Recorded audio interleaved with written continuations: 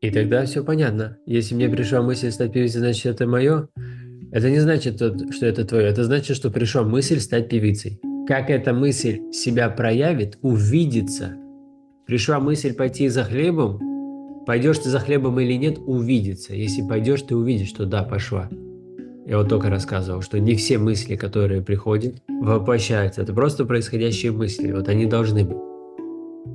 Каким-то мыслям, хоп, эмоционально-чувственный ответ, и оно запускает действие. Твоего нет. Оно все есть. Оно все ты. Из тебя в тебе. Воплотится мысль или нет, неизвестно. Увидится.